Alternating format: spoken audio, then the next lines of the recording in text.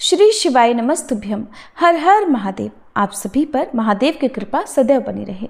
आज हम कथा के 23वें दिन में हैं। हर कथा में कोई ना कोई असुर होता है, पर क्या आपने कभी सोचा कि वे असुर तो हमारे भीतर भी हैं? काम, क्रोध, लोभ, मद, ये वही असुर तो हैं जिनसे भगवान शिव हमें मुक्त कराते हैं। शिव पुराण इसलिए जरूरी है क्योंकि ये हमारे भीतर का युद्ध है। तो चलिए आज प्रार्थना के साथ शुभारंभ करते हैं आज की कथा का। हे त्रिपुरांतक शिव जी, हमारे भीतर की आसुरी वृत्तियों का नाश कीजिए और हमें वही शांति दीजिए जो राक्षसों के अंत के बाद संसार को मिली थी आपकी कृपा से। हर हर महादेव। नंदीश्वर ने महेशावतार तथा वृषेशावतार का चरित्र सुनाकर कहा, महाबुद्धिमान सनत कुमार जी, अब तुम अत्यंत आहर्त पूर्वक महेश्वर के पिपलाद नामक परमोत्कृष्ट अवतार का वर्णन भी सुनो। यह उत्तम आख्यान भक्ति को बढ़ाने वाला है। मुनीश्वर, एक समय दैत्यों ने वृत्रासुर की सहायता से इंद्र आदि समस्त देवताओं को पराजित कर दिया। तब उन सभी देवताओं ने सहसा दधीची के आश्रम में अपने अपने अस्त्रों को फेंककर तत्काल ही हार मान ली। फिर मारे जाते हुए वे इंद्र सहित संपूर्ण देवता तथा देवर्षि शीघ्र ही ब्रह्मलोक में जा पहुंचे और वहां ब्रह्मा जी से उन्होंने अपना वह दुखड़ा कह सुनाया। देवताओं का यह कथन सुनकर लोक पितामह ब्रह्मा जी ने सारा रहस्य यथार्थ रूप से प्रकट कर दिया और कहा कि ये सब तो त्वष्टा की करतूत है। त्वष्टा ने ही तुम लोगों का वध करने के लिए तपस्या द्वारा इस महातेजस्वी वृत्रासुर को उत्पन्न किया है। ये दैत्य महान आत्मबल से संपन्न और समस्त दैत्यों का अधिपति है। इसलिए अब ऐसा प्रयास करो कि जिससे इसका वध हो सके। बुद्धिमान देवराज, मैं धर्म के कारण इस विषय में एक उपाय बताता हूँ, सुनो। जो दधीची नाम वाले महामुनि हैं, वे तपस्वी और जितेंद्रिय हैं। उन्होंने पूर्व काल में शिवजी की आराधना करके वज्र सरीखी अस्थियां हो जाने का वर प्राप्त किया है। इसलिए तुम लोग उनसे उनकी हड्डियों के लिए याचना करो, वे अवश्य दे देंगे। फिर उन अस्थियों से वज्रदंड का निर्माण करके तुम निश्चय ही उससे वृत्तासुर को मार डालना। नंदीश्वर कहते हैं, मुने, ब्रह्मा जी का ये वचन सुनकर इंद्र, देवगुरु बृहस्पति और अन्य देवताओं को साथ लेकर तुरंत ही दधीची ऋषि के उत्तम आश्रम पर आ गए। वहां इंद्र ने सुवर्चा सहित दधीची मुनि का दर्शन किया और आदर पूर्वक हाथ जोड़कर उन्हें नमस्कार किया। फिर देवगुरु बृहस्पति तथा अन्य देवताओं ने भी नम्रता पूर्वक उन्हें सिर झुकाकर प्रणाम किया। दधीची मुनि विद्वानों में श्रेष्ठ तो थे ही, वे तुरंत ही उसके अभिप्राय को भी ताड़ गए। तब उन्होंने अपनी पत्नी सुवर्चा को अपने आश्रम से कहीं और भेज दिया। फिर देवताओं सहित देवराज इंद्र, जो स्वार्थ साधन में बड़े दक्ष हैं, अर्थशास्त्र का सहारा लेकर मुनिवर से बोले, मुने, आप तो महान शिवभक्त, दाता और शरणागतों की रक्षा करने वाले हैं। इसलिए हम सभी देवता और देवर्षि त्वष्टा द्वारा अपमानित होने के कारण आपकी शरण में आए हैं।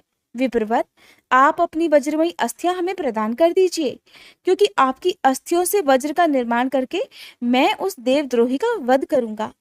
देवराज इंद्र के ऐसा कहने पर परोपकार परायण दधीची मुनि ने अपने स्वामी शिव का ध्यान करके अपना शरीर छोड़ दिया। उनके सभी बंधन नष्ट हो चुके थे, अतः वे तुरंत ही ब्रह्मलोक को चले गए। उस समय वहां पुष्पों की वर्षा होने लगी और सभी लोग आश्चर्यचकित हो गए। फिर देवराज इंद्र ने तुरंत ही सुरभि गऊ को बुलाकर उस शरीर को चटवाया और उन हड्डियों से अस्त्र निर्माण करने के लिए विश्वकर्मा जी को आदेश दे दिया।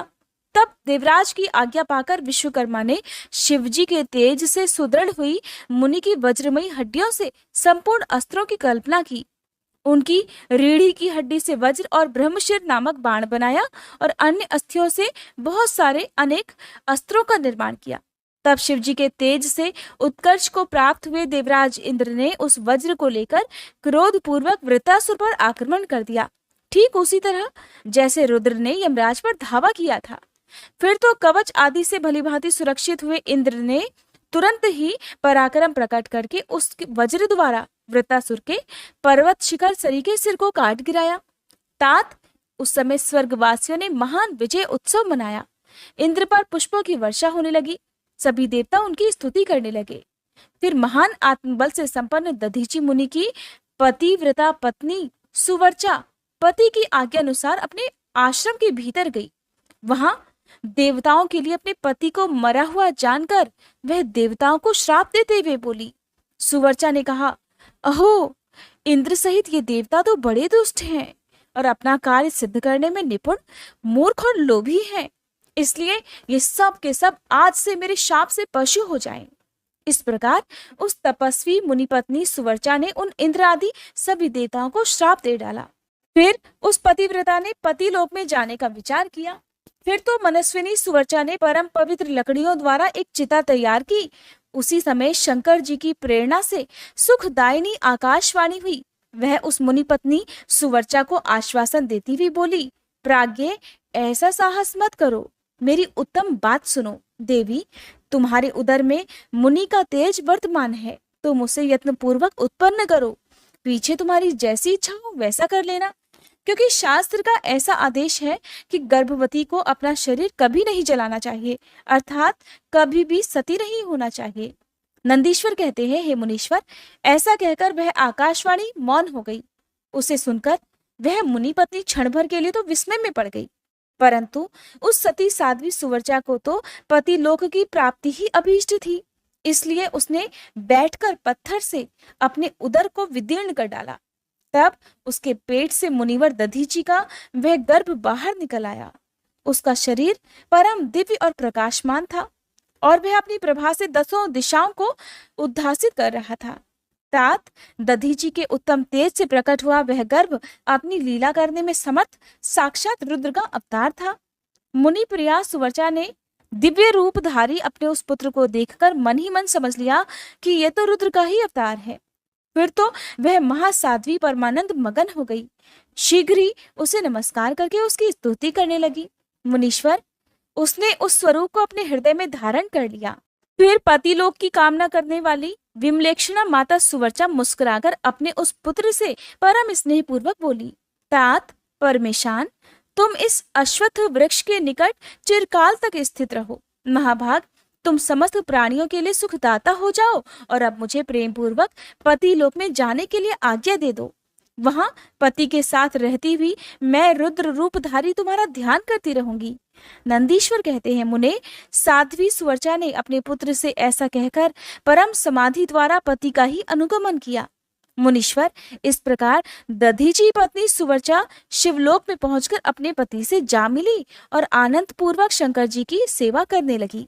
तात, इतने में ही हर्ष में भरे हुए इंद्र सहित सभी देवता मुनियों के साथ आमंत्रित हुए की तरह शीघ्रता से वहां आ पहुंचे। तब प्रसन्न बुद्धि वाले ब्रह्मा जी ने उस बालक का नाम पिप्पलाद रख दिया। फिर सभी देवता महोत्सव मनाकर अपने अपने धाम को चले गए। फिर महान ऐश्वर्यशाली रुद्रावतार पिप्पलाद उसी अश्वत्थ के नीचे लोगों की हितकामना से चिरकालिक तप में प्रवृत्त हो गए। लोकाचार का अनुसरण करने वाले पिप्पलाद का इस प्रकार तपस्या करते हुए बहुत समय व्यतीत हो गया। फिर पिप्पलाद ने राजा अनरण्य की कन्या पद्मा से विवाह करके तरुण होकर उसके साथ विलास किया।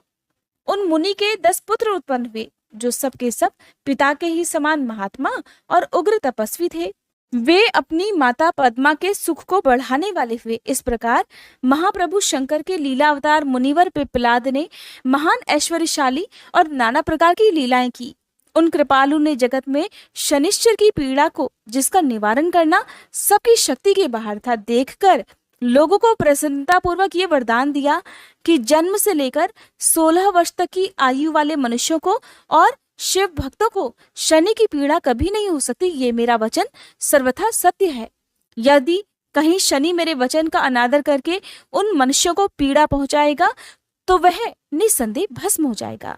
तात, इसलिए उस भय से भयभीत हुआ ग्रह श्रेष्ठ शनिश्चर विकृत होने पर भी वैसे मनुष्यों को कभी पीड़ा नहीं पहुंचाता।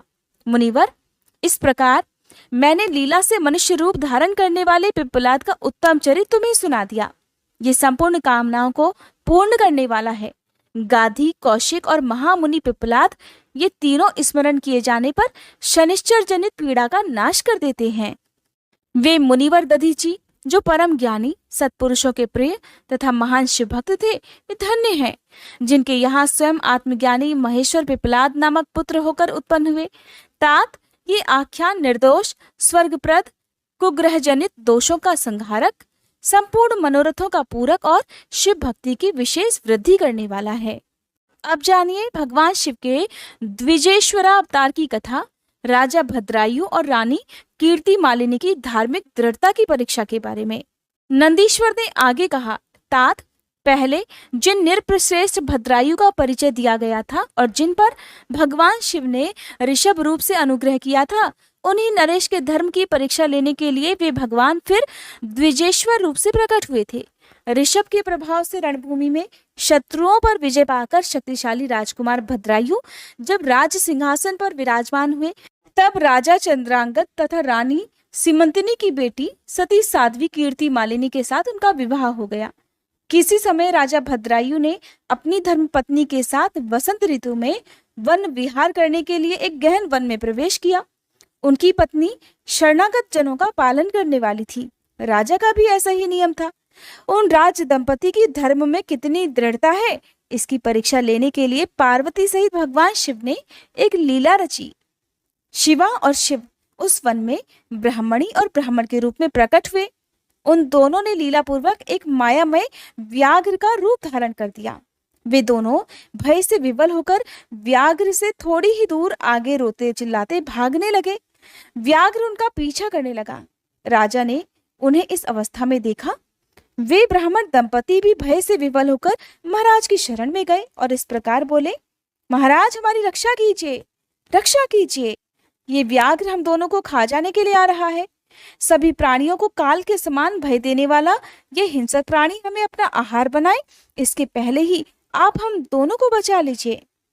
ये उन दोनों का करुण क्रंदन सुनकर महावीर राजा ने जैसे ही धनुष उठाया, त्यों ही वह व्याघ्र उनके निकट आ पहुंचा। उसने ब्राह्मणी को पकड़ लिया। वह बेचारी हा नाथ, हा नाथ, हा प्राण वल्लभ, हा शंभो, हे जगत गुरु, ऐसा कहकर रोने और विलाप करने लगी। व्याघ्र बड़ा भयानक था। उसने जैसे ही ब्राह्मणी को अपना ग्रास बनाने की कोशिश की, त्यों ही भद्रायु ने तीखे बाणों से उसके मुंह में आघात कर दिया, परंतु उन बाणों से उस महाबली व्याघ्र को थोड़ी सी भी व्यथा नहीं हुई। वह ब्राह्मणी को बलपूर्वक घसीटता हुआ तत्काल दूर निकल गया। अपनी पत्नी को बाघ के पंजे में पड़ी हुई देख ब्राह्मण को बड़ा दुख हुआ और वह बारंबार रोने लगा। देर तक रोकर उसने राजा भद्रायु से कहा, राजन, तुम्हारे वे बड़े बड़े अस्त्र कहाँ हैं? दुखियों की रक्षा करने वाला तुम्हारा विशाल धनुष कहाँ है? सुना था तुम में 12,000 बड़े बड़े हाथियों का बल है, वो क्या हुआ? तुम्हारे शंख, खड्ग और मंत्रास्त्र विद्या से क्या लाभ हुआ? दूसरों को नुकसान होने से बचाना हर क्षत्रिय का परम धर्म है। धर्मज्ञ राजा अपना धन और प्राण देकर भी शरण में आए हुए दीन दुखियों की रक्षा करते हैं। जो पीड़ितों की प्राण रक्षा नहीं कर सकते, ऐसे लोगों के लिए तो जीने की अपेक्षा मर जाना ही अच्छा है। इस प्रकार उस ब्राह्मण का विलाप और उसके मुख से अपने पराक्रम की निंदा सुनकर राजा ने शोक से मन ही मन इस प्रकार विचार किया, अहो, आज भाग्य के उलटफेर से मेरा पराक्रम नष्ट हो गया, मेरे धर्म का भी नाश हो गया। इसलिए अब मेरी संपदा, राज्य और आयु का भी निश्चय ही नाश हो जाएगा। ऐसा विचार कर राजा भद्रायु ब्राह्मण के चरणों में गिर पड़े और उसे धीरज बधाते हुए बोले, ब्राह्मण, मेरा पराक्रम नष्ट हो गया है। महामते, मुझे क्षत्रिय धर्म पर कृपा करके शोक छोड़ दीजिए। मैं आपको मनोवांछित पदार्थ दूंगा। ये राज्य, ये रानी और ये मेरा शरीर, सब कुछ आपके अधीन है। बोलिए, आप क्या चाहते हैं? ब्राह्मण बोले, राजन, अंधे को दर्पण से क्या काम? जो भिक्षा मांगकर जीवन निर्वाह करता हो, वह बहुत से घर लेकर क्या करेगा? जो मूर्ख है, उसे पुस्तक से क्या काम? और जिसके पास स्त्री नहीं है, वह धन लेकर क्या करेगा? मेरी पत्नी तो चली गई, मैंने कभी काम सुख का उपभोग भी नहीं किया, इसलिए काम भोग के लिए आप अपनी इस बड़ी रानी को मुझे दे दीजिए। राजा ने कहा, ब्राह्मण, क्या यही तुम्हारा धर्म है? क्या तुम्हें गुरु ने यही उपदेश दिया है? क्या तुम ये नहीं जानते कि पराई स्त्री का स्पर्श स्वर्ग और सुयश की हानि करने वाला है? पर स्त्री के उपभोग से जो पाप कमाया जाता है, उसे सैकड़ों प्रायश्चितों द्वारा भी कभी नहीं धुला जा सकता। ब्राह्मण बोले, राजन, मैं अपनी तपस्या से भयंकर ब्रह्म हत्या और मदिरा पान जैसे पाप का भी नाश कर डालूंगा। फिर पर स्त्री संगम किस गिनती में है भला? इसलिए आप अपनी इस पत्नी को मुझे अवश्य दे दीजिए, नहीं तो आप निश्चय ही नरक में पड़ेंगे। ब्राह्मण की इस बात पर राजा ने मन ही मन विचार किया कि ब्राह्मण के प्राणों की रक्षा न करने से महापाप होगा, इसलिए इससे बचने के लिए तो पत्नी को दे डालना ही श्रेष्ठ रहेगा। इस श्रेष्ठ ब्राह्मण को अपनी पत्नी देकर मैं ब्रह्महत्या के पाप से मुक्त होकर शीघ्र ही अग्नि में प्रवेश कर जाऊंगा। मन ही मन ऐसा निश्चय करके राजा ने आग जला दी और ब्राह्मण को बुलाकर उसे अपनी पत्नी को दे दिया। फिर स्नान करके पवित्र होकर देवताओं को प्रणाम करके उन्होंने अग्नि की 2 बार परिक्रमा की और एकाग्र चित्त होकर भगवान शिव का ध्यान किया। इस प्रकार राजा को अग्नि में गिरने के लिए तत्पर होता देख जगतपति भगवान विश्वनाथ सहसा वहां प्रकट हो गए। उस समय उनके 5 मुख थे, मस्तक पर चंद्रकला आभूषण का काम दे रही थी, कुछ कुछ पीले रंग की जटा लटकी हुई थी। वे कोटि कोटि सूर्यों के समान तेजस्वी थे। हाथों में त्रिशूल, खड्गवांग, कुठार, ढाल, मृग, अभय और पिनाक धारण किए हुए बैल की पीठ पर बैठे हुए भगवान नीलकंठ को राजा ने अपने सामने प्रत्यक्ष देखा। उनके दर्शन होने पर आनंद से युक्त होकर राजा भद्रायु ने हाथ जोड़कर उनकी स्तुति की। राजा की स्तुति करने पर पार्वती जी के साथ प्रसन्न हुए महेश्वर ने कहा, राजन, तुमने किसी अन्य का चिंतन न करके जो सदा सर्वदा मेरा पूजन किया है, तुम्हारी इस भक्ति के कारण और तुम्हारे द्वारा की हुई इस पवित्र स्तुति को सुनकर मैं बहुत प्रसन्न हुआ हूँ। तुम्हारे भक्ति भाव की परीक्षा लेने के लिए मैं ही स्वयं ब्राह्मण बनकर आया था। जिस बाघ ने ग्रस लिया था वह ब्राह्मणी और कोई नहीं, ये गिरिराज नंदिनी उमा देवी ही थी। तुम्हारे बाण मारने से भी जिसके शरीर को चोट नहीं पहुंची वह व्याघ्र तो माया से बना हुआ था। तुम्हारे धैर्य को देखने के लिए ही मैंने तुम्हारी पत्नी को मांगा था। इस कीर्ति मालिनी की और तुम्हारी भक्ति से मैं अत्यंत संतुष्ट हूँ। तुम कोई दुर्लभ वर मांग लो, मैं उसे अवश्य दूंगा। राजा बोले, हे देव, आप साक्षात परमेश्वर हैं। आपने सांसारिक ताप से घिरे हुए मुझ अधम को जो प्रत्यक्ष दर्शन दिया है, यही मेरे लिए महान वर है। देव, आप वरदाताओं में श्रेष्ठ हैं। आपसे मैं दूसरा कोई वर नहीं मांगना चाहता। मेरी तो यही इच्छा है कि मैं, मेरी रानी, मेरे माता पिता, पद्माकर वैश्य और उसके पुत्र सुनय, इन सब को आप अपना पार्श्ववर्ती सेवक बना लीजिए। फिर रानी कीर्तिमाली ने प्रणाम करके अपनी भक्ति से भगवान शंकर को प्रसन्न किया और ये उत्तम वर मांगा कि हे महादेव, मेरे पिता चंद्रांगत और माता सीमंतनी, इन दोनों को भी आपके समीप निवास प्राप्त हो जाए। भक्त वत्सल भगवान गौरीपति ने प्रसन्न होकर तथास्तु कहा और उन दोनों पति पत्नी को इच्छानुसार वर प्रदान करके वे क्षण भर में ही अंतर्ध्यान हो गए।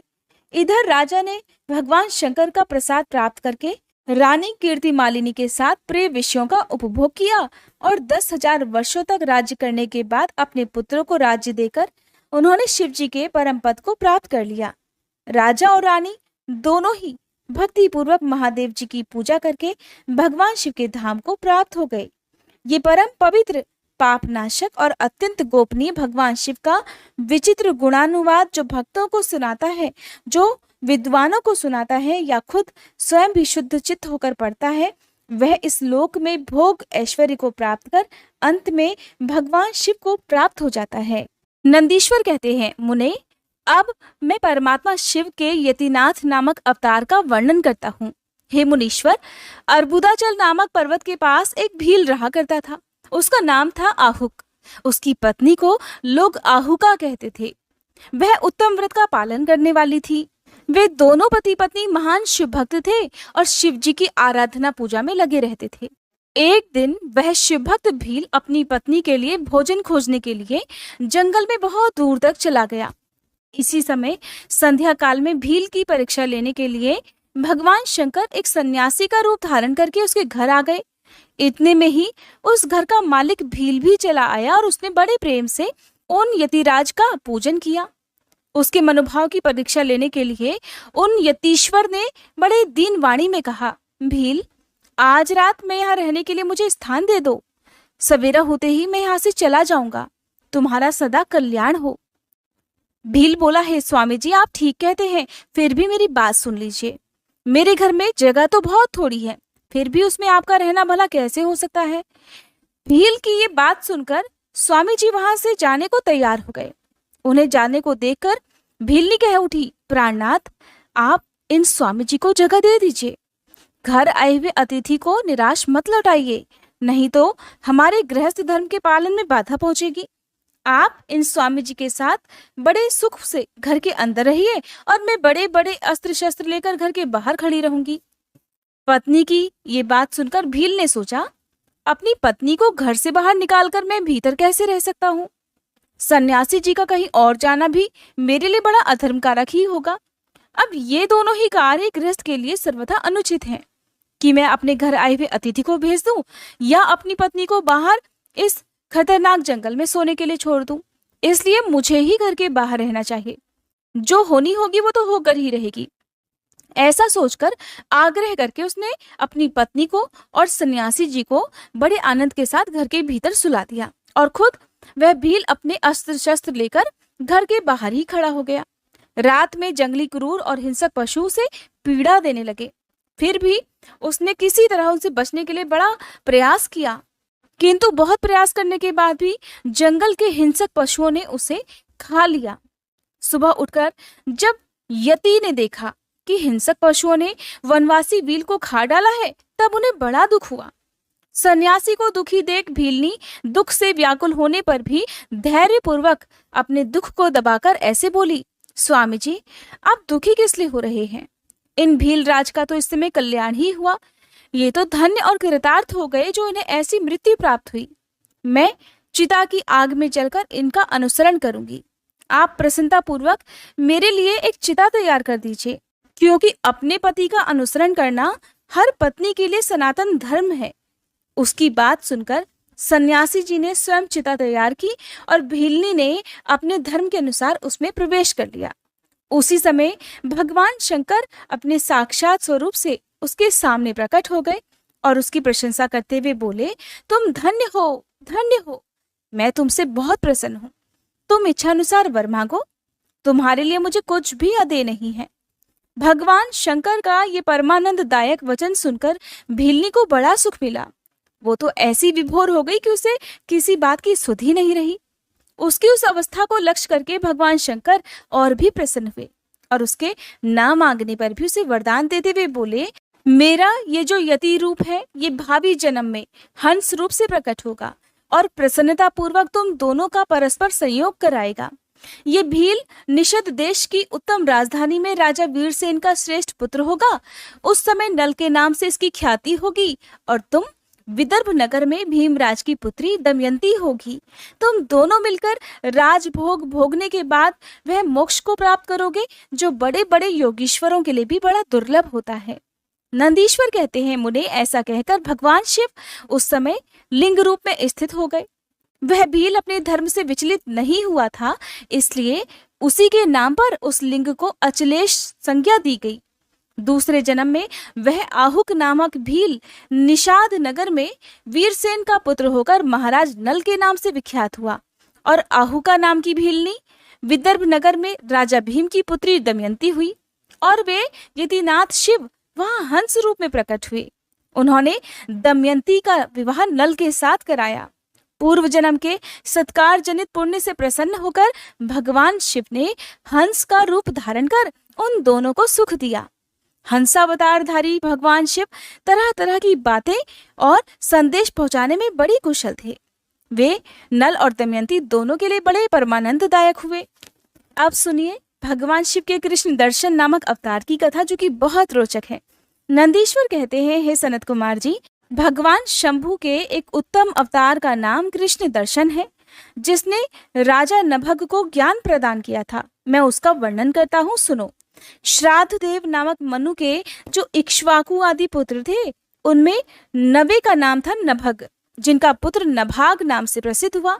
नभाग के ही पुत्र अम्बरीश हुए, जो भगवान विष्णु के परम भक्त थे और जिनकी ब्राह्मण भक्ति देखकर उनके ऊपर महर्षि दुर्वासा अत्यंत प्रसन्न हुए थे। मुने, अम्बरीश के पितामह जो नभग कहे गए हैं, उनके चरित्र का वर्णन सुनो। उन्हीं को भगवान शिव ने ज्ञान प्रदान किया था। मनुपुत्र नभग बड़े बुद्धिमान थे। उन्होंने विद्या अध्ययन के लिए बड़े लंबे समय तक इंद्रिय संयम पूर्वक गुरुकुल में निवास किया। इसी बीच में इक्ष्वाकु आदि भाइयों ने नभग के लिए कोई भाग न देकर पिता की संपत्ति आपस में ही बांट ली। और अपना अपना भाग लेकर वे उत्तम रीति से अपने राज्य का पालन करने लगे। उन सब ने पिता की आज्ञा से ही धन का बंटवारा किया था। कुछ समय के बाद ब्रह्मचारी नभग गुरुकुल से सांगोपांग वेदों का अध्ययन करके वहां आए। उन्होंने देखा सभी भाई तो अपनी संपत्ति का बंटवारा करके अपना अपना भाग ले चुके हैं। तब उन्होंने भी बड़े स्नेह से दाएं भाग पाने की इच्छा रखकर अपने इक्ष्वाकु आदि बंधुओं से कहा, भाइयों, मेरे लिए भाग दिए बिना ही आप लोगों ने आपस में सारी संपत्ति का बंटवारा कर लिया, इसलिए अब प्रसन्नता पूर्वक मुझे भी मेरा हिस्सा दे दीजिए। मैं अपना हिस्सा लेने के लिए यहाँ आया हूँ। भाई बोले, जब संपत्ति का बंटवारा हो रहा था उस समय हम तुम्हारे लिए भाग देना भूल गए थे। अब इस समय पिताजी को ही तुम्हारे हिस्से में दे देते हैं, तुम उन्हीं को ले लो, इसमें कोई संशय नहीं। भाइयों का ये वचन सुनकर नभग को बड़ा विस्मय हुआ। वे पिता के पास जाकर बोले, तात, मैं तो विद्याध्ययन के लिए गुरुकुल में गया था और वहां अब तक ब्रह्मचारी ही रहा हूँ। इसी बीच में भाइयों ने मुझे छोड़कर आपस में धन का बंटवारा कर लिया। वहां से लौटकर जब मैंने अपने हिस्से के बारे में उनसे पूछा है तो उन्होंने आपको मेरा हिस्सा बता दिया, इसलिए अब मैं आपकी सेवा में आया हूँ। नभग की वह बात सुनकर पिता को बड़ा विस्मय हुआ। श्राद्ध देव ने अपने पुत्र को आश्वासन देते हुए कहा कि बेटा, भाइयों की इस बात पर विश्वास मत करो, ऐसी बात तो उन्होंने तुम्हें ठगने के लिए कही है। मैं तुम्हारे लिए भोग साधक उत्तम दाय नहीं बन सकता। फिर भी उन वंचकों ने अगर मुझे ही दाय के रूप में तुम्हें दिया है तो मैं तुम्हारी जीविका का एक उपाय बताता हूँ, सुनो। इन दिनों उत्तम बुद्धि वाले आंगिर सगोत्री ब्राह्मण एक बहुत बड़ा यज्ञ कर रहे हैं। उस कर्म में प्रत्येक छठे दिन का कार्य वे ठीक ठीक नहीं समझ पाते, उसमें उनसे भूल हो जाती है। तुम वहां जाओ और उन ब्राह्मणों को विश्वदेव संबंधी 2 सूक्त बतला दिया करो। इससे वह यज्ञ शुद्ध रूप से संपादित हो जाएगा। वह यज्ञ समाप्त होने पर वे ब्राह्मण जब स्वर्ग को जाने लगेंगे उस समय संतुष्ट होकर अपने यज्ञ से बचा हुआ सारा धन वह तुम्हें दे देंगे। पिताजी की ये बात सुनकर सत्यवादी नभग बड़ी प्रसन्नता के साथ उस उत्तम यज्ञ में गए।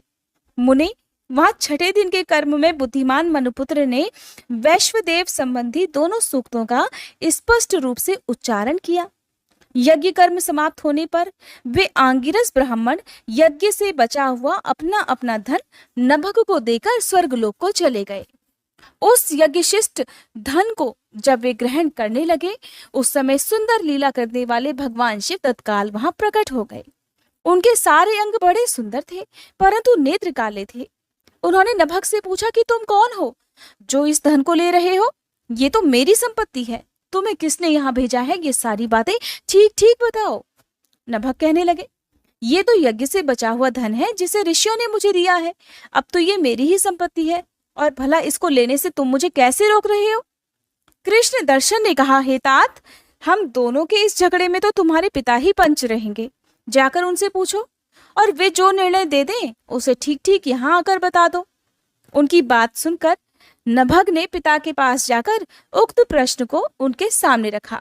श्राद्ध देव को कोई पुरानी बात याद आ गई और उन्होंने भगवान शिव के चरण कमलों का चिंतन करते हुए कहा कि हे तात, वे पुरुष जो इस समय तुम्हें वह धन लेने से रोक रहे हैं साक्षात भगवान शिव हैं।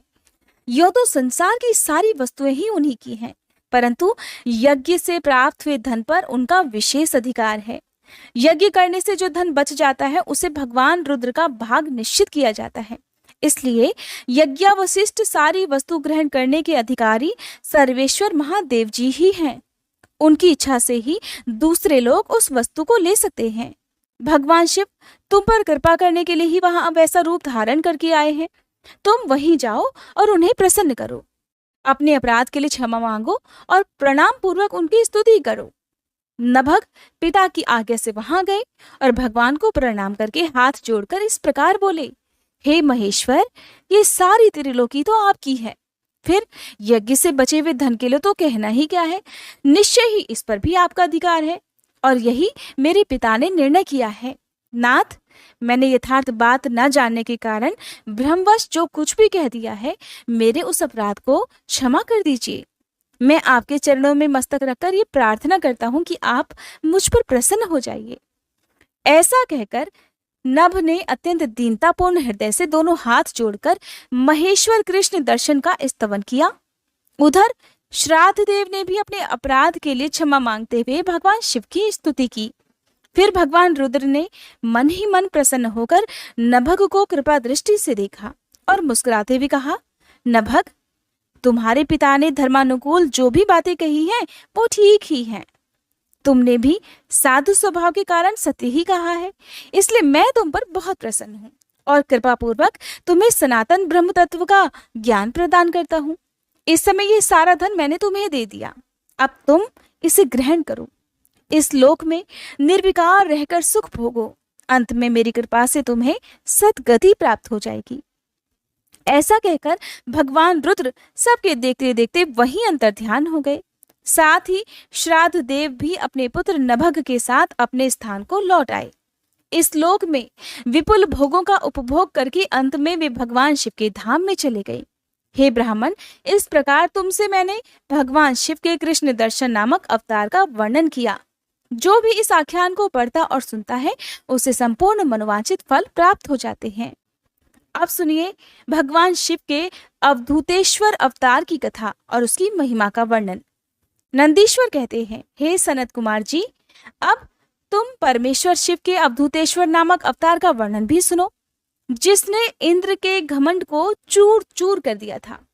पहले की बात है, इंद्र संपूर्ण देवताओं तथा बृहस्पति जी को साथ लेकर भगवान शिव का दर्शन करने के लिए कैलाश पर्वत पर गए।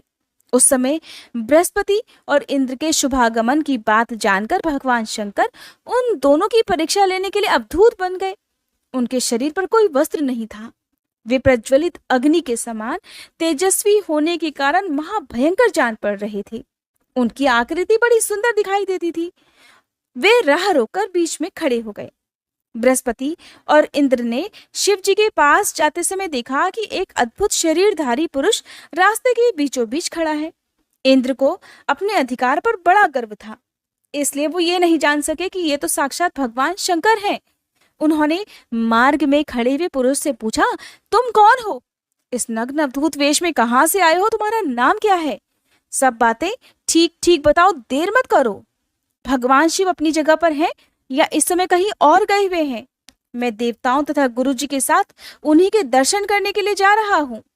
देवराज इंद्र के बार बार पूछने पर भी महान कौतुक करने वाले अहंकारी महायोगी त्रिलोकीनाथ शिव कुछ नहीं बोले, मौन ही रहे।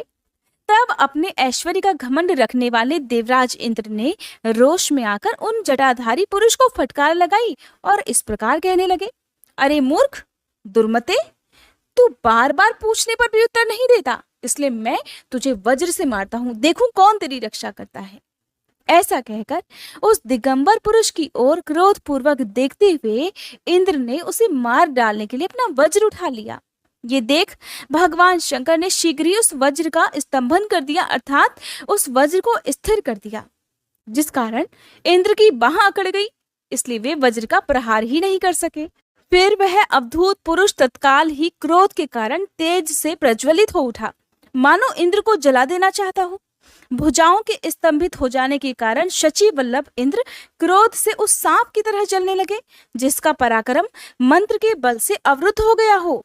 बृहस्पति ने उस पुरुष को अपने तेज से प्रज्वलित होता देख तत्काल ही ये समझ लिया कि ये तो साक्षात भगवान हर है। फिर तो वे हाथ जोड़कर प्रणाम करके उनकी स्तुति करने लगे। स्तुति के बाद उन्होंने देवराज इंद्र को उनके चरणों में गिरा दिया और कहने लगे, हे दीनानाथ महादेव, ये इंद्र आपके चरणों में पड़ा है, आप इसका और मेरा उद्धार कीजिए। हम दोनों पर क्रोध नहीं, प्रेम कीजिए महादेव। शरणागत इंद्र की रक्षा कीजिए। आपके ललाट से प्रकट हुई ये अग्नि इन्हें जलाने के लिए आ रही है। बृहस्पति की ये बात सुनकर अवधूत वेशधारी करुणा सिंधु शिव जी ने हंसते हुए कहा, अपने नेत्र से रोषवश बाहर निकली हुई अग्नि को भला मैं पुनः कैसे धारण कर सकता हूँ ब्रह्म जी? क्या सर्प अपनी छोड़ी हुई केंचुली को फिर से ग्रहण करता है? भगवान शिव के वचन सुनकर बृहस्पति देव बोले, हे देव, हे भगवान, भक्त तो सदा ही कृपा के पात्र होते हैं।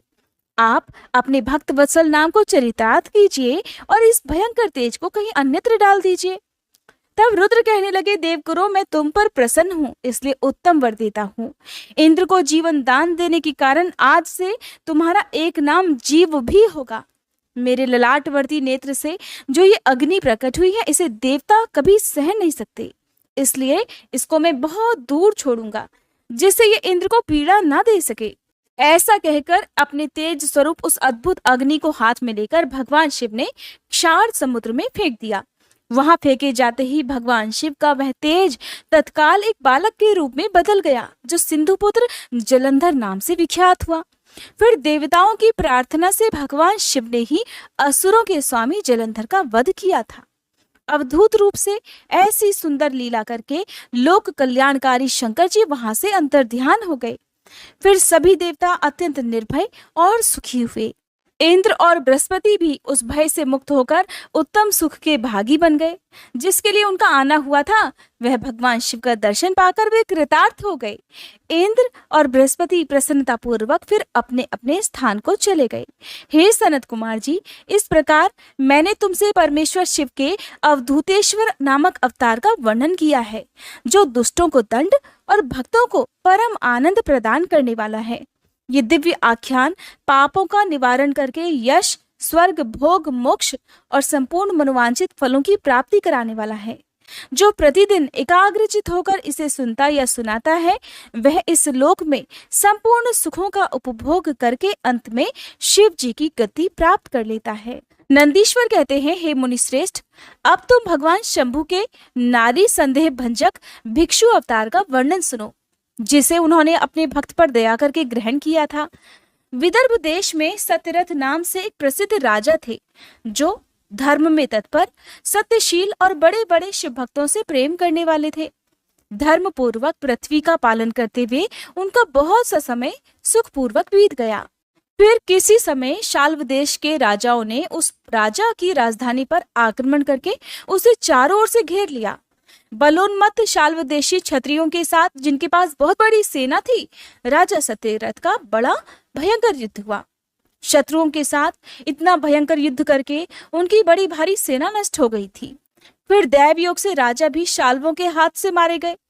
उन नरेश के मारे जाने पर मरने से बचे हुए सैनिक अपने मंत्रियों सहित भय से विह्वल होकर भाग खड़े हुए।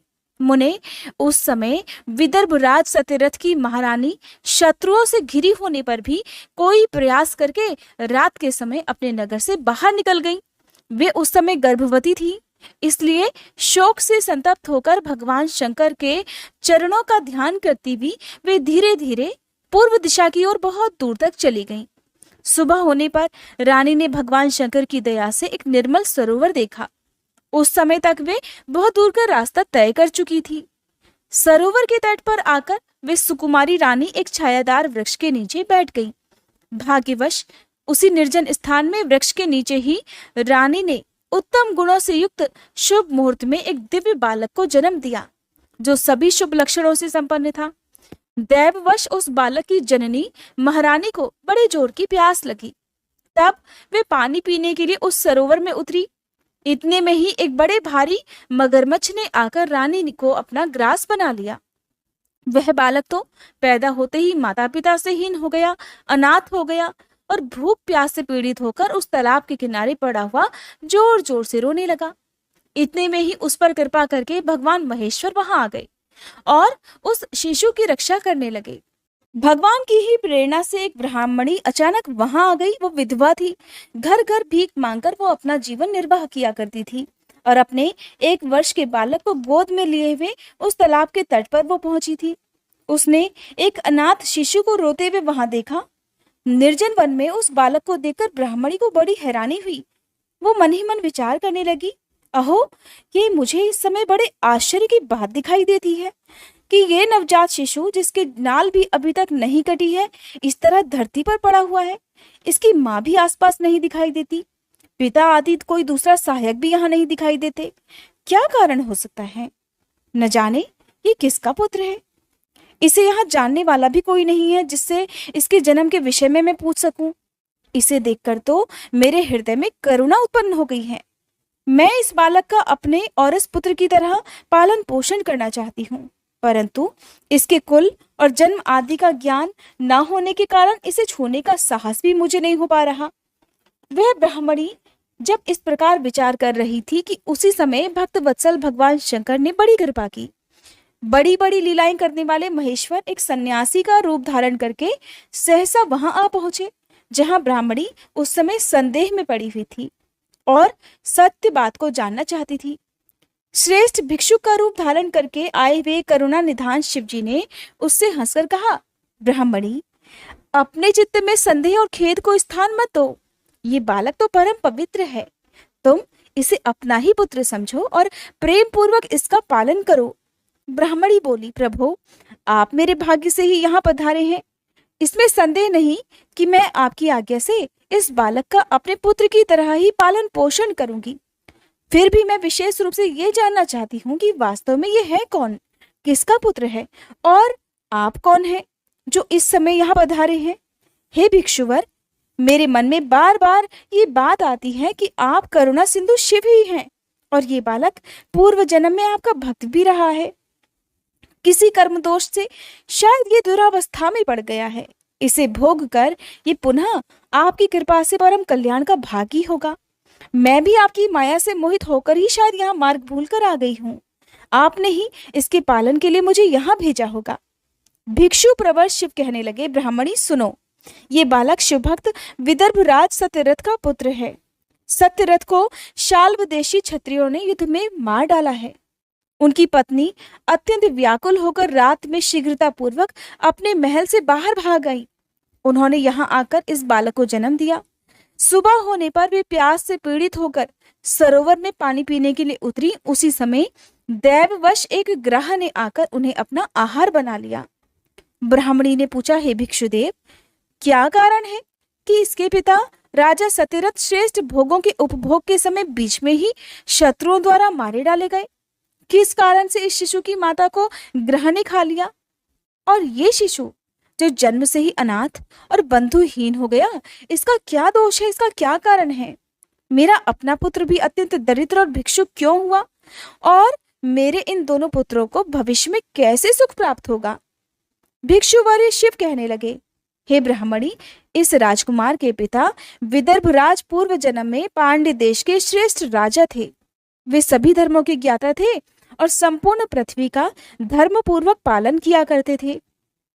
एक दिन प्रदोष काल में राजा भगवान शंकर का पूजन कर रहे थे और बड़ी भक्ति से त्रिलोकीनाथ महादेव जी की आराधना में लीन थे। उसी समय नगर में सब और बड़ा भारी कोलाहल मच गया। उस कोलाहल को सुनकर राजा ने बीच में ही भगवान शंकर की पूजा छोड़ दी और नगर में कोलाहल फैलने की आशंका से राजभवन से बाहर निकल गए। इसी समय राजा का महाबली मंत्री शत्रु को पकड़कर उनके पास ले आया। वह शत्रु पांड्य राज का ही सामंत था। उसे देखकर राजा ने क्रोधपूर्वक उसका सिर कटवा दिया। शिव पूजा छोड़कर नियम को समाप्त किए बिना ही राजा ने रात में भोजन भी कर लिया। इसी प्रकार राजकुमार भी प्रदोष काल में शिवजी की पूजा किए बिना ही भोजन करके सो गया। वही राजा अपने दूसरे जन्म में फिर विदर्भ राज हुआ। शिवजी की पूजा में विघ्न होने के कारण शत्रुओं ने उसको सुख भोग के बीच में ही मार डाला। पूर्व जन्म में जो उसका पुत्र था वही इस जन्म में भी हुआ है। शिवजी की पूजा का उल्लंघन के कारण वह दरिद्रता को प्राप्त हुआ है। उसकी माता ने पूर्व जन्म में छल से अपनी सौत को मरवा डाला था। उस महान पाप के कारण ही वह इस जन्म में ग्रह के द्वारा मारी गई। हे ब्राह्मणी, ये तुम्हारा पुत्र पूर्व जन्म में उत्तम ब्राह्मण था। अब इसके बारे में भी सुनो। इसने सारी आयु केवल दान लेने में बिताई है, कभी यज्ञ आदि सत्कर्म नहीं किए, इसलिए इस जन्म में यह दरिद्रता को प्राप्त हुआ है। उस दोष का निवारण करने के लिए अब तुम भगवान शंकर की शरण में जाओ। ये दोनों बालक यज्ञोपवीत संस्कार के बाद भगवान शिव की आराधना करें, तब भगवान शिव इनका कल्याण अवश्य करेंगे। इस प्रकार ब्राह्मणी को उपदेश देकर वह भिक्षु शरीर धारण करने वाले भक्त वत्सल शिव ने उसे अपने उत्तम स्वरूप का दर्शन कराया। उन्हें साक्षात शिव जानकर ब्राह्मण पत्नी ने उन्हें प्रणाम किया और प्रेम से गदगद वाणी द्वारा उनकी स्तुति करने लगी। फिर भगवान शिव वही अंतर्ध्यान हो गए। उनके चले जाने पर ब्राह्मणी उस बालक को अपने साथ लेकर अपने पुत्र के साथ घर को चली गई। एक चक्रा नाम के सुंदर ग्राम में उसने घर बना रखा था। वह उत्तम अन्न से अपने बेटे और राजकुमार का भी पालन पोषण करने लगी। यथा समय ब्राह्मणों ने उन दोनों का यज्ञोपवीत संस्कार करा दिया। वे दोनों शिवजी की पूजा में तत्पर रहते हुए घर पर ही बड़े हुए। शांडिल्य मुनि के उपदेश से नियम परायण होकर वे दोनों शुभ व्रत रखकर प्रदोष काल में शंकर जी की पूजा किया करते थे। एक दिन की बात है, एक दिन द्विज कुमार राजकुमार को साथ लिए बिना ही नदी में स्नान करने के लिए चला गया। वहां उसे निधि से भरा हुआ एक सुंदर कलश मिल गया। इस प्रकार भगवान शंकर की पूजा करते हुए उन दोनों कुमारों का उसी घर में एक वर्ष व्यतीत हो गया। फिर एक दिन राजकुमार उस ब्राह्मण के साथ वन में गया। वहां अचानक एक गंधर्व कन्या आ गई। उसके पिता ने वह कन्या राजकुमार को दे दी। गंधर्व कन्या से विवाह करके राजकुमार अब निष्कंटक राज्य भोगने लगे। उधर जिस ब्राह्मण पत्नी ने पहले अपने पुत्र की तरह उसका पालन पोषण किया था, वही अब उसकी राजमाता हो गई और वह ब्राह्मण कुमार उसका भाई हो गया। राजा का नाम धर्मगुप्त था। इस प्रकार देवेश्वर शिवजी की आराधना करके राजा धर्मगुप्त अपनी उस रानी के साथ विदर्भ देश में राजोचित सुख का उपभोग करने लगा। ये मैंने, हे सनत कुमार, तुमसे शिवजी के भिक्षुवर अवतार का वर्णन किया है, जिन्होंने राजा धर्मगुप्त को बाल्यकाल में सुख प्रदान किया था। ये पवित्र आख्यान पापहारी, परम पावन, चारों पुरुषार्थों का साधक और संपूर्ण मनोवांछित इच्छाओं को पूर्ण करने वाला है। जो प्रतिदिन एकाग्रचित होकर उसे सुनता या सुनाता है, वह इस लोक में सभी सुखों को भोगकर अंत में भगवान शिव के धाम में जाता है। अब सुनिए भगवान शिव के सुरेश्वर अवतार की कथा। नंदीश्वर कहते हैं, हे सनत कुमार जी, अब मैं परमात्मा शिव के सुरेश्वर अवतार का वर्णन करूंगा, जिन्होंने धौम्य के बड़े भाई उपमन्यु का हित साधन किया था। उपमन्यु व्याघ्रपाद मुनि के पुत्र थे। उन्होंने अपने पूर्व जन्म में ही सिद्धि प्राप्त कर ली थी और वर्तमान जन्म में मुनि कुमार के रूप में प्रकट हुए थे। वे बचपन से ही माता के साथ अपने मामा के घर में रहा करते थे और दैववश बहुत दरिद्र थे। एक दिन उन्हें बहुत कम दूध पीने को मिला, इसलिए अपनी माता से वो बार बार दूध मांगने लगे। तब उनकी तपस्विनी माता ने घर के अंदर जाकर एक उपाय किया। उन व्रती से लाए हुए कुछ बीजों को सिल पर पीसा और उन्हें पानी में घोलकर कृत्रिम दूध तैयार कर दिया। फिर बेटे को पुचकार कर वह उसे पीने को देने लगी। माँ के दिए हुए उस नकली दूध को पीकर बालक उपमन्यु बोले, माँ, ये दूध तो नहीं है। इतना कहकर वे फिर से रोने लगे। बेटे का रोना धोना सुनकर माँ को बड़ा दुख हुआ। अपने हाथ से उपमन्यु के दोनों आंखें पोंछकर उनकी लक्ष्मी जैसी माता कहने लगी, बेटा, हम लोग तो सदा वन में ही रहते हैं, हमें यहाँ दूध कहाँ से मिल सकता है? भगवान शिव की कृपा के बिना किसी को दूध नहीं मिलता। वत्स, पूर्व जन्म में भगवान शिव के लिए जो कुछ किया गया है, वर्तमान जन्म में वही मिलता है। माँ की बात सुनकर उपमन्यु ने भगवान शिव की आराधना करने का निश्चय कर लिया। वे तपस्या करने के लिए हिमालय पर्वत पर गए और वहां केवल वायु का सेवन करके ही तपस्या करने लगे। उन्होंने 8 ईंटों का एक मंदिर बनाया और उसके अंदर मिट्टी के शिवलिंग की स्थापना करके उसमें माता पार्वती सहित शिव जी का आह्वान किया। फिर जंगल के पत्र पुष्प आदि ले आकर भक्ति भाव से पंचाक्षर मंत्र के उच्चारण पूर्वक सांब शिव की पूजा करने लगे। माता पार्वती और शिव जी का ध्यान करके उनकी पूजा करने के बाद वे पंचाक्षर मंत्र का जप किया करते थे। इस तरह दीर्घ काल तक उन्होंने बड़ी भारी तपस्या की। हे मुने, बालक उपमन्यु की तपस्या से चराचर प्राणियों सहित त्रिभुवन संतप्त हो उठा। तब देवताओं की प्रार्थना से उपमन्यु के भक्ति भाव की परीक्षा लेने के लिए स्वयं भगवान शंकर उनके समीप पधारे। उस समय शिव जी ने देवराज इंद्र का, देवी पार्वती ने शची का, नंदीश्वर वृषभ ने ऐरावत हाथी का और शिव जी के गणों ने सभी देवताओं का रूप धारण कर लिया। निकट आने पर सुरेश्वर रूपधारी शिव जी ने बालक उपमन्यु को वर मांगने के लिए कहा। उपमन्यु ने पहले तो शिव भक्ति मांगी, फिर अपने को इंद्र बताकर जब उन्होंने शिव जी की निंदा की, तब उस बालक ने भगवान शिव के अलावा दूसरे किसी से कुछ भी लेना स्वीकार नहीं किया। वे इंद्र को मारकर स्वयं भी मर जाने को तत्पर हो गए। उन्होंने जो अघोरास्त्र चलाया उसे नंदी ने पकड़ लिया, और उन्होंने अपने को जलाने के लिए जो अग्नि की धारणा की उसे भगवान शिव ने शांत कर दिया। फिर वे सब के सब अपने यथार्थ स्वरूप में प्रकट हो गए। शिव जी ने उपमन्यु को अपना पुत्र माना और उनका मस्तक सूंघकर कहा, वत्स, मैं तुम्हारा पिता और ये पार्वती देवी तुम्हारी माता हैं। तुम्हें आज से सनातन कुमार तत्व प्राप्त होगा। मैं तुम्हारे लिए दूध, दही और मधु के सहस्त्रों समुद्र देता हूँ। भक्ष्य भोज्य आदि पदार्थों के भी समुद्र तुम्हारे लिए सुलभ हो जाएंगे। मैं तुम्हें अमृतत्व और अपने गणों का आधिपत्य प्रदान करता हूँ। ऐसा कहकर शंभु ने उपमन्यु को बहुत से दिव्य वर दिए। पाशुपत व्रत, पाशुपत ज्ञान तथा व्रत योग का उपदेश भी किया, प्रवचन की शक्ति दी और अपना परम पद भी अर्पित कर दिया। फिर दोनों हाथों से उपमन्यु को अपने हृदय से लगाकर उनका मस्तक सूंघा और देवी पार्वती को सौंपते हुए कहने लगे, देवी, ये तुम्हारा बेटा है। पार्वती जी ने भी बड़े प्यार से उनके मस्तक पर अपना कर कमल रखा और उन्हें अक्षय कुमार पद प्रदान कर दिया। शिवजी ने संतुष्ट होकर उनके लिए पिंडीभूत और अविनाशी साकार क्षीर सागर प्रस्तुत कर दिया। साथ ही योग संबंधी ऐश्वर्य, नित्य संतोष, अक्षय ब्रह्म विद्या और उत्तम समृद्धि भी प्रदान की। उनके कुल और गोत्र के अक्षय होने का वरदान भी उन्हें दिया और ये भी कहा कि मैं अब तुम्हारे इस आश्रम पर नित्य निवास करूंगा। ऐसा कहकर भगवान शिव वहीं अंतर्ध्यान हो गए। उपमन्यु वर पाकर प्रसन्नता पूर्वक घर आए। उन्होंने अपनी माता से सारी बातें बताई, जिसे सुनकर माता को बड़ा हर्ष हुआ। उपमन्यु इसके बाद सभी के पूजनीय और सबसे अधिक सुखी हो गए।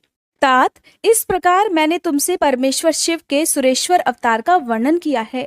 ये अवतार सत्पुरुषों को सदा ही सुख देने वाला है।